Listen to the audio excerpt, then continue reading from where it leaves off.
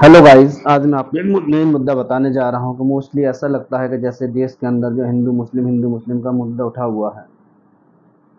Debate के अंदर भी हिंदू मुस्लिम जिससे भी पूछो जाके, क्या भाई मोदी है या मोदी भक्त है या तो मोदी के फेवर में या अनफेवर में। जो मेन स्ट्रीम मीडिया भी आजकल बस दो ही मुद्दे उठाती है, और वो होता है या तो मोदी फेवर बनाम मोदी है। मोदी देश के प्रधानमंत्री हैं, वो अपने काम कर रहे हैं। जनता का भी एक काम होता है वो है सपोर्ट करना या फिर अगेंस्ट होना। मीडिया का काम होता है अच्छाई को बताना और जो मुद्दे नहीं सामने आ रहे उनको निकालना। लेकिन आजकल ऐसा हो रहा है कि खाली जैसे मीडिया ने एक ही काम पकड़ रखा है कि भाई कि हिंदू मुस्लिम करो और लोगों को बेवकूफ़ बनाओ। क्या ये सही बात है? क्या हम खुद दोनों अपने नज़रिए से देखें कि एक देश के लिए हिंदू मुस्लिम सिख ईसाई सभी की आवश्यकता है? क्या किसी एक के बिना चल सकता है? कोई भी देश नहीं चल सकता। हर देश के अंदर नागरिक एक होता है, धर्म अनेक होते हैं, जातियां अनेक होती हैं। पहली प्रायोरिटी होती है वो नागरिकता होती है। देश का नागरिक देश की जान होता है। मीडिया एक पहचान होती है। लेकिन भारत की मीडिया के पास डिबेट करने के लिए क्या मिला हुआ है? हिंदुस्तान पाकिस्तान हिंदू मुस्लिम, बस जहाँ बैठते हैं सोचते हैं बस दो ही शब्द हैं, मोदी जी ने मुसलमानों को टाइट कर दिया या हिंदुओं को जो है ना ये कर दिया। अरे भाई, वो देश के प्रधानमंत्री हैं, न तो वो मुसलमानों को टाइट कर रहे हैं ना ही हिंदुओं को सपोर्ट कर रहे हैं। उनका एक काम है, वह है देश के लिए काम करना, और वो देश के लिए काम कर रहे हैं। उनकी जो भी पॉलिसियाँ होंगी वो देश के लिए होंगी, न तो वो हिंदू के लिए होगी ना ही वो मुसलमान के लिए होगी, न सिख के लिए न ईसाई के लिए। सिंगल पॉलिसी होती है, चाहे वो पेट्रोल की हो, चाहे वो डीजल की हो, चाहे वो सीएनजी की हो, चाहे वो आलू की हो या प्याज की हो, फूड्स की हो, किसी भी लेवल की हम बात करें तो पॉलिसी सिंगल होती है। वहाँ पर कोई भी डिफरेंट नहीं होता। उस पॉलिसी का नाम होता है एक, जो देश के लिए होती है। अब हम उसमें से ये कहते हैं भाई मोदी जी ने हमारे लिए ये कर दिया, मोदी जी ने हमारे उनके लिए ये कर दिया, या मनमोहन सिंह ने ये कर दिया। जो भी देश का प्रधानमंत्री बनता है उस एक रेस्पॉन्सिबिलिटी बनती है, और वो होती है देश को डेवलपमेंट करना। ऐसा नहीं है तो लोग जो है कि मोदी जी काम नहीं कर रहे, ऐसा भी नहीं है खाली मनमोहन सिंह ने ही काम किया। भारत के जितने भी प्रधानमंत्री आए सब ने अपने अपने लेवल पर पूरी कोशिश करी देश के विकास के लिए। प्रधानमंत्री कुर्सी आप लोगों को ऐसा लगता है जैसे बनिया की दुकान है, शायद आप लोगों की गलत, बहुत बड़ी गलती है। आप लोगों की सोच छोटी हो सकती है, प्रधानमंत्री की सोच छोटी नहीं होती। प्रधानमंत्री का विजन बड़ा होता है, देश के लिए होता है। चाहे कोई सा भी प्रधानमंत्री बने, उसका एक ही टारगेट होता है, किस तरीके से देश को ऊंचाइयों पर ले जाएं।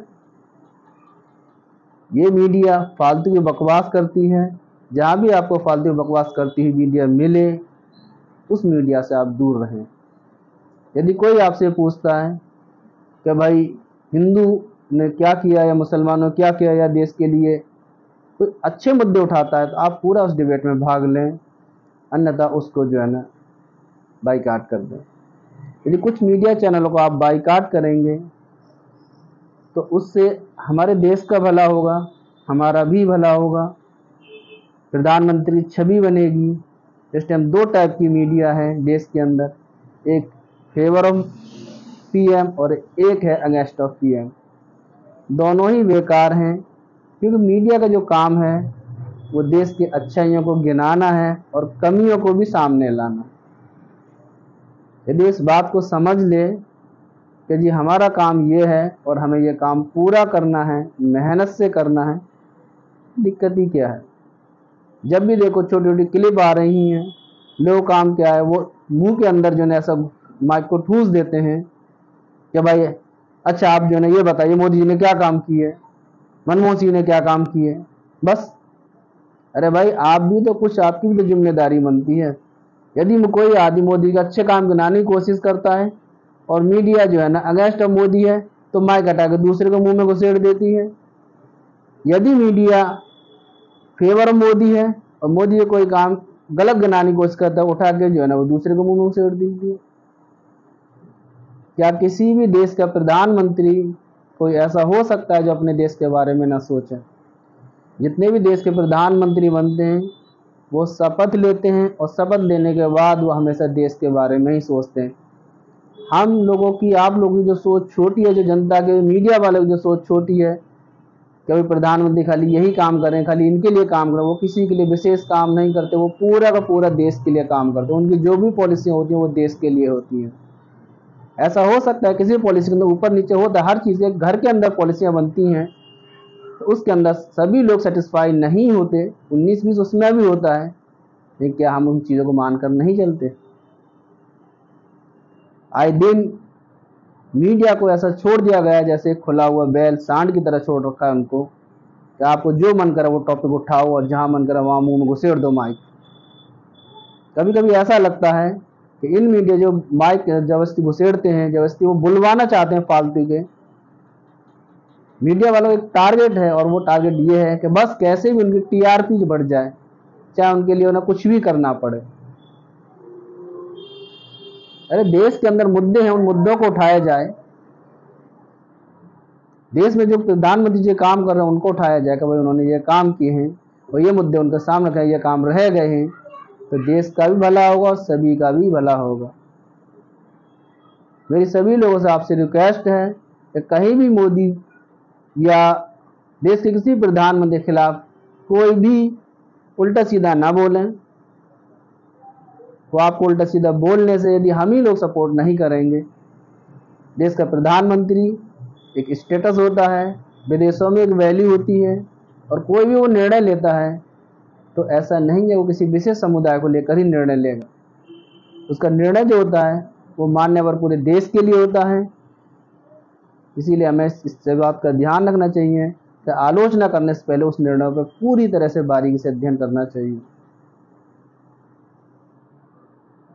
मैं आप सब लोगों से एक रिक्वेस्ट करता हूँ, जो भी मीडिया है और जो मीडिया फालतू के सवाल उठाती है, फालतू क्वेश्चन करती है, धार्मिक डिबेट कराती है, जातिगत डिबेट कराती है, ऐसी मीडिया के को बाइकाट करें और मौका लगे तो 2-2 रैपट भी लगा दें। तो ये जूते खाने लायक ही लोग हैं और कोई इनका काम नहीं है। 2-4 लोगों के ऐसे मीडिया वालों को जूते पड़ जाएंगे तो कम से कम ऐसा होगा कि इन लोगों को सबक मिल जाएगा कि हमें रियल में डिबेट किस पे करनी है, क्या जनता से क्वेश्चन पूछने हैं और क्या क्वेश्चन नहीं पूछने। आप लोगों को मेरी वीडियो देखने के लिए आप लोगों का शुक्रिया, थैंक यू।